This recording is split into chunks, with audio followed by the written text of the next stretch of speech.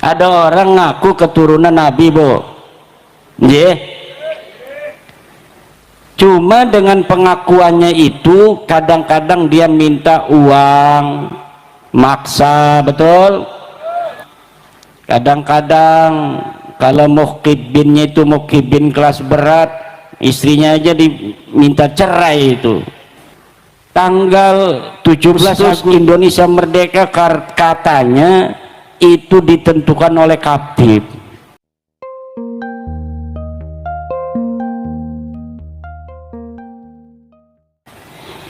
Ini katanya Syekh Abdul Qadir Al-Jilani yang waktu hidupnya ribuan orang yang ngaji, setiap pengajian itu ribuan sampai jalan-jalan.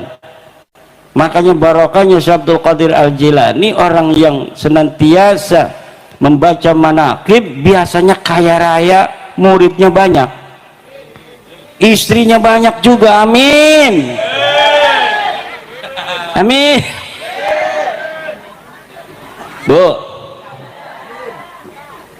kalau ada suami kaya raya, ibu punya suami kaya raya, istrinya 4, mau? Sekarang istrinya 1 ya, tapi duit nggak punya. Sekarang mau dikasih sama Allah, hei ibu, kalau kamu siap, suami kamu akan saya beri kekayaan yang banyak, tapi biarkan dia punya istri 4, mau nggak? Nggak mau juga, gimana urusannya? Kata Allah, udahlah kamu mah miskin aja. Kiai, gimana Kiai ini?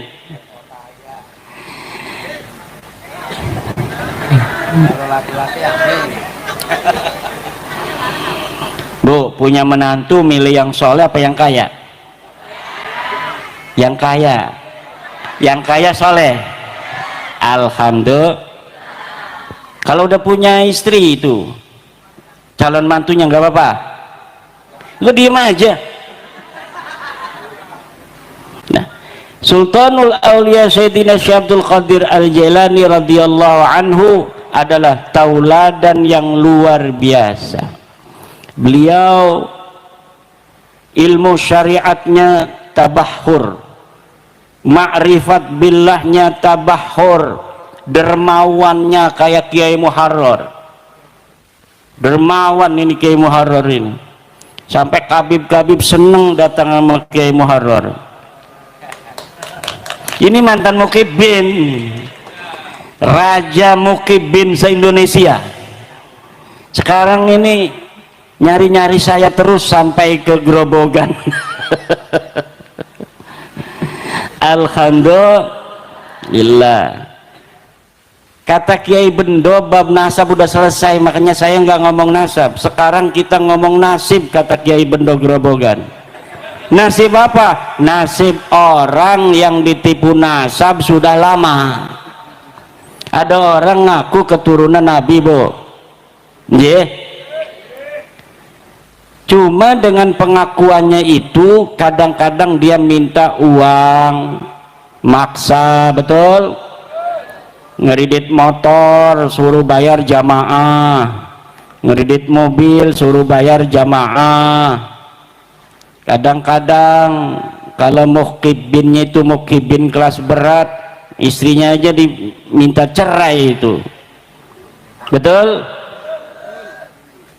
Nah, kemudian sejarah-sejarah NU dirubah, katanya itu didirikan oleh Khatib. Tanggal 17 Agustus Indonesia Merdeka katanya itu ditentukan oleh Khatib. Pangeran Diponegoro katanya Khatib. Imam Bonjol katanya Khatib. Khatib orang kebagian wong Grobogan.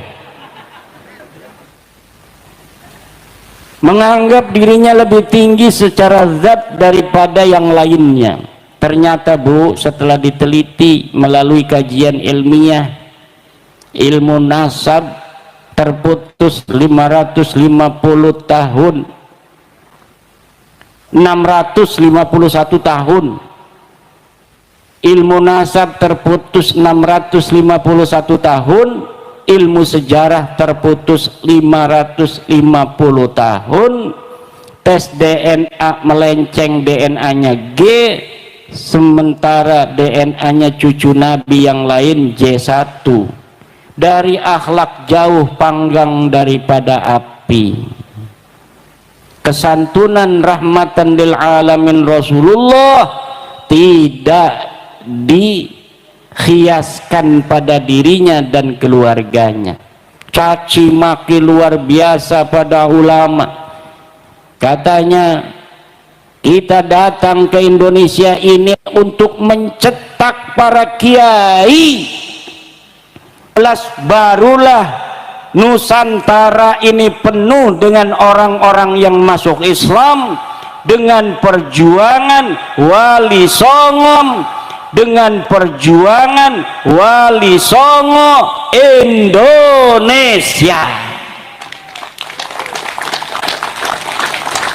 Itu prosesnya lama, Bu. Islam masuk ke Indonesia ini tidak ujug-ujug abrakadabra. Perjuangan yang sangat melelahkan para dai-dai kita dari Mekah, dai dari Uzbekistan, dai dari Baghdad, dai dari Maroko, sampai abad ke-16 Hijriah barulah Pulau Jawa mayoritas beragama Islam dengan disebarkan oleh Wali Songo. Maka Wali Songo walaupun bukan penyebar pertama di Indonesia, tetapi taktik-taktik yang dilakukan Wali Songo untuk menarik hati para kaum pribumi agar mau masuk Islam dengan rahmah, perjalanan dakwah yang disertai dengan kesantunan, yang menghargai budaya-budaya lokal. Dia datang ke Solo menghargai budaya Solo, dia datang ke Tuban menghargai budaya Tuban, dia datang ke Banten menghargai budaya Banten, mengawini anak Banten sampai punya anak Sunan Gunung Jati di Banten, kemudian dianggap sebagai orang Banten asli, baru orang Banten mau memeluk agama Islam. Itu tahun 1500 Masehi, baru orang Banten itu masuk Islam secara mayoritas. Sebelumnya sudah ada pedagang-pedagang dari mana itu daerah yang jauh itu di Afrika, di Maroko, yang dari Uzbekistan, dari Jordan, dari Mekah, dari Gujarat dan lain sebagainya. Tapi tidak semasif ketika disebarkan Islam dengan metode dakwah yang terstruktur, metode dakwah Wali Songo yang menghargai kearifan lokal. Baru para raja dan para masyarakat Indonesia mau masuk agama Islam. Jadi makanya PWI terbentuk itu ingin mengambil kembali ruh perjuangan daripada Wali Songo untuk dijadikan sebagai prototipe Islam yang sesuai dengan Nusantara.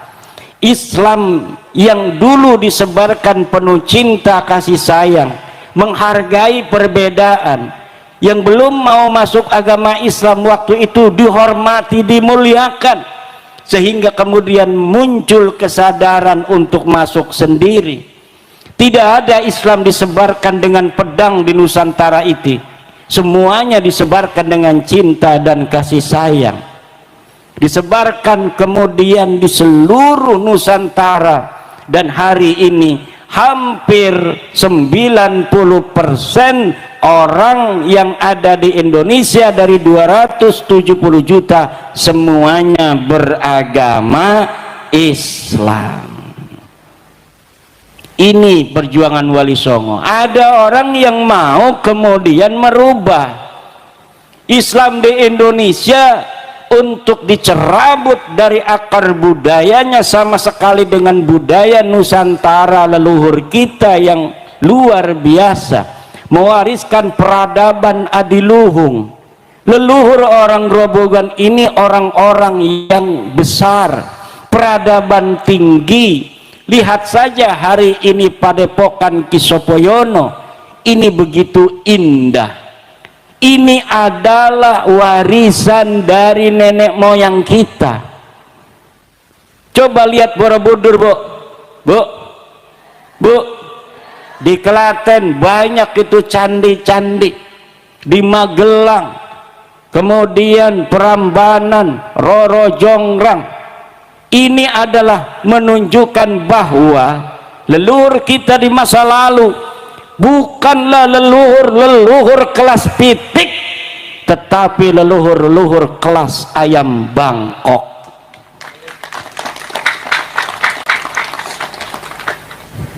Maka tidak boleh orang Grobogan yang turunan Bangkok, turunan orang besar, kemudian dia dianggap remeh oleh bangsa lain, dia menerimanya. Dikatakan ulamanya, kiainya, mau sepinter apapun dia, maka tetap kalau dengan habaib dia akan rendah bila berhadapan dengan habaib.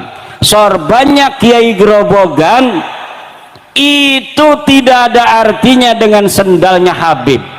Coba lihat di YouTube, sendalnya Habib yang suka maksiat, yang suka narkoba, itu lebih mulia daripada sorban Kiai Grobogan. Apa mau Kiai Grobogan digituin? Mau apa tidak?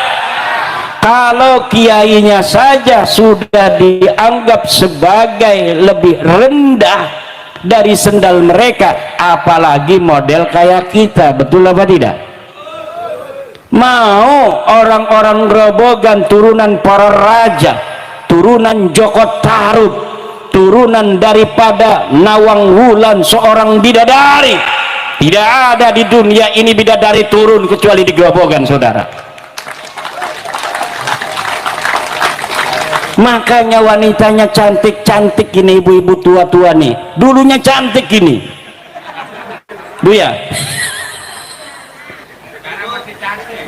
Sekarang masih cantik kalau lihat dari aras.